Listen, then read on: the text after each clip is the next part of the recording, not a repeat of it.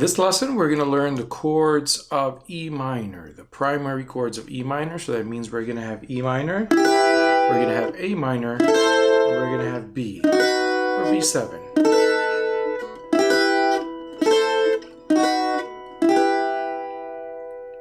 Let's get started with our first chord. We are down to our fourth position. That means we're putting our first finger in fret number 4.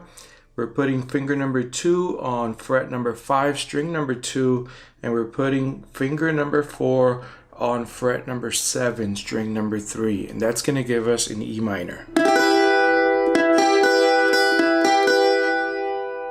Now let's go ahead and let's do A minor. What we're going to do is we're going to move our first finger. That means we're going to go to the 5th position. We're going to have fret number 5, fret number 7, string number 2, fret number 7, string number 3. That's A minor, E minor, A minor.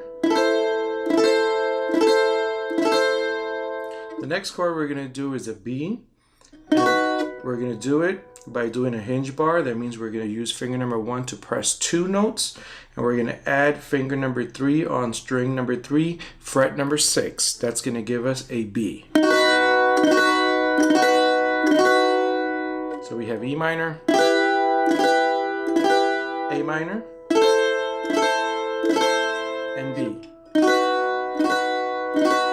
Let's add the 7th note so we can make it a B7. We're going to add finger number 4 on fret number 7,